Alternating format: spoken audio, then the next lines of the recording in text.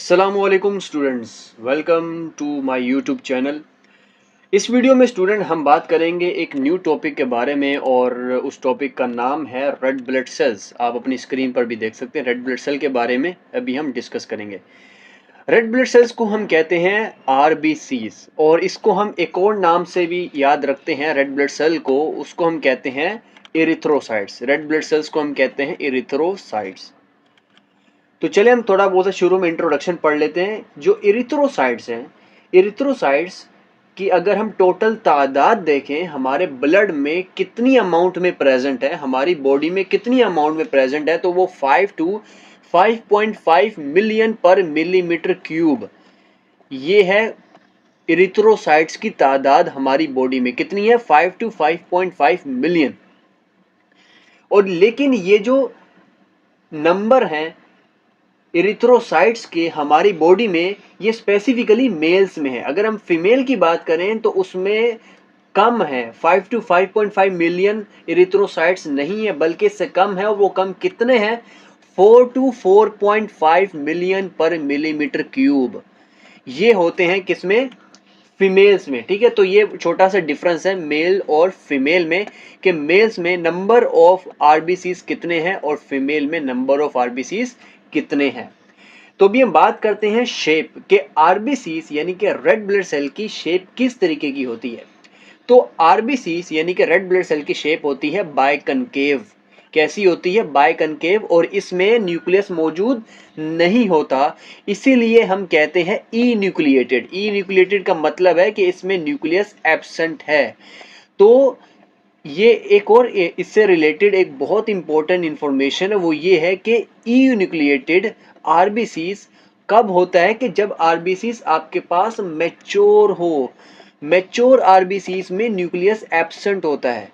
अगर हम बात करें इमैच्योर आरबीसीज की तो उसमें न्यूक्लियस प्रेजेंट होगा। ठीक है, तो ये एक तरीके से लाइफ साइकिल है आरबीसीज की फॉर्मेशन है, कि आरबीसीज पहले किस तरीके के होते हैं, बाद में किस तरीके के होते हैं। तो मैच्योर आरबीसीज की स्पेसिफिकली हम बात कर रहे हैं कि मैच्योर आरबीसीज में न्यूक्लियस एब्सेंट होता है। मैच्योर आरबीसीज में न्यूक्लियस एब्सेंट होता है। नाउ एक रीजन है, वो रीजन ये है कि ये जो न्यूक्लियस एब्सेंट है, इससे आरबीसीज को क्या फायदा हो रहा है। तो देखा गया है कि आरबीसीज में न्यूक्लियस एब्सेंट होने की वजह से हीमोग्लोबिन को मैक्सिमम स्पेस मिल जाती है कि वो आरबीसीज में आकर बाइंड हो सके। नाउ द हीमोग्लोबिन की वजह से फिर क्या होगा कि ज्यादा से ज्यादा ऑक्सीजन कैरी होगी। तो ये एक तरीके से फायदा है किसका, न्यूक्लियस एब्सेंट होने का मैच्योर आरबीसीज में। और आरबीसीज में रिस्पायरेशन कौन सी होती है, तो वो रिस्पायरेशन होती है एनएरोबिक रिस्पायरेशन। कौन सी रिस्पायरेशन होती है, एनएरोबिक रिस्पायरेशन। क्यों, क्योंकि इसमें माइटोकॉन्ड्रिया मौजूद नहीं है, क्योंकि माइटोकॉन्ड्रिया यहाँ पर एब्सेंट है।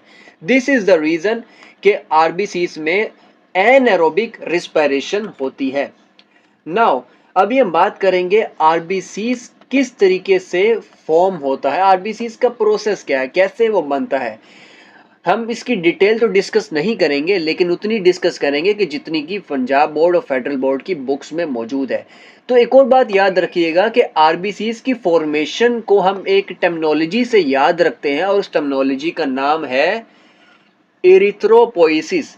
क्या नाम है, erythropoiesis. Formation of RBCs is called erythropoiesis. Now अगर हम बात करें आरबीसीज की फॉर्मेशन की, तो वो दो हिस्सों में डिवाइड है। हम दो हिस्सों में पढ़ते हैं। कब, एम्ब्रियोनिक स्टेज के जब हमारे पास एम्ब्रियो होता है, और दूसरा आफ्टर बर्थ। एम्ब्रियोनिक स्टेज में आरबीसीज की फॉर्मेशन कहाँ होती है, और आफ्टर बर्थ में आरबीसीज की फॉर्मेशन कहाँ होती है। When it comes to embryonic stage, अगर हम embryonic stage की बात करें, तो ये भी फर्दर आपके पास दो हिस्सों में डिवाइड है। एक को हम कहते हैं अर्ली embryonic stage और दूसरे को लेट embryonic stage। दोनों में डिफरेंस है। अर्ली embryonic stage में आरबीसीज कहाँ फॉर्म होते हैं, तो वो फिर फॉर्म होते हैं योक सैक में। अर्ली embryonic stage में योक सैक में आरबीसीज की फॉर्मेशन होती है। और लेट एम्ब्रियोनिक स्टेज, यानी कि थोड़ी देर बाद वाला जो स्टेज होता है उसको लेट एम्ब्रियोनिक स्टेज कहते हैं, और उसमें आरबीसीज की जो फॉर्मेशन होती है वो लीवर में और स्प्लीन में होती है, लीवर में और स्प्लीन में होती है। आफ्टर बर्थ की अगर हम बात करें, आफ्टर बर्थ आरबीसीज की फॉर्मेशन कहाँ होती है, तो वो होती है बोन मैरो में। कहाँ होती है बच्चों? बोन मैरो में होती है। अच्छा, बोन मैरो में भी हम डिफरेंट अगर उसकी डिटेल में जाएं तो बोन मैरो में आपके पास एक होता है रेड बोन मैरो, ठीक है, रेड बोन मैरो, उसके बारे में भी हम डिस्कस कर लेते हैं। रेड बोन मैरो के पास ही स्टेम सेल्स भी मौजूद होते हैं, जहां रेड बोन मैरो होता है वहीं पर ही स्टेम सेल्स भी मौजूद होते हैं, और इन्हीं स्टेम सेल से, गौर से सुनिएगा मैं कहना क्या चाह रहा हूं, इन्हीं स्टेम सेल से आपके पास आरबीसीज की तो फॉर्मेशन होती है, लेकिन इसके साथ साथ और सेल्स की भी फॉर्मेशन होती है, और वो सेल्स कौन कौन से हैं मैं भी बताता हूं। देखो, आपके पास रेड बोन मैरो यानी कि स्टेम सेल से कौन कौन सी फॉर्मेशन होती है, तो वो तीन तरीके की होती है। एक है आपके पास आरबीसीज, और दूसरा है डब्ल्यूबीसीज, और तीसरा है मेगा कैरियोसाइट, जिससे आपके पास प्लेटिलेट्स बनते हैं। क्या बनते हैं बच्चों? प्लेटिलेट्स बनते हैं। तो ये एक तरीके से फॉर्मेशन ऑफ आरबीसीज थी, जिसको हम एरिथ्रोपोइसिस कहते हैं।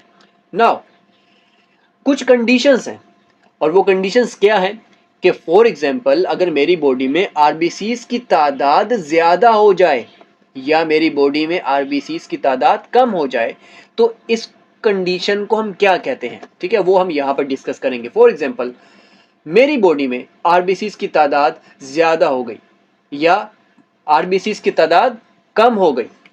अगर आरबीसीज की तादाद ज्यादा हो जाती है तो उसको हम कहते हैं पॉलीसाइथीमिया।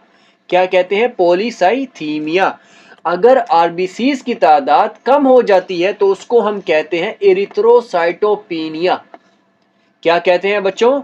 एरिथ्रोसाइटोपिनिया हम कहते हैं।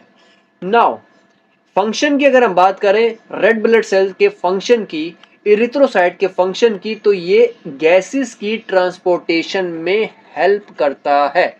रेड ब्लड सेल गैसेस की ट्रांसपोर्टेशन में हेल्प करता है। जैसे ऑक्सीजन की अभी हमने बात करी, लाइफ स्पैन की अगर हम बात करें, ये अक्सर एमसीक्यूज में पूछ लिया जाता है लाइफ स्पैन की।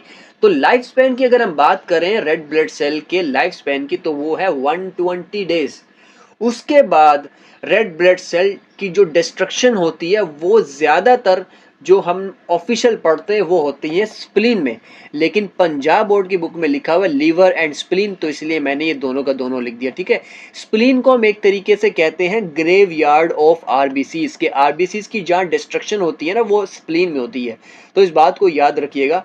लेकिन चूंकि पंजाब बोर्ड की बुक में लीवर और स्प्लीन दोनों लिखा हुआ था, तो इसलिए मैंने यहाँ पर मेंशन कर दिया। This is the end of the video. I hope you like it.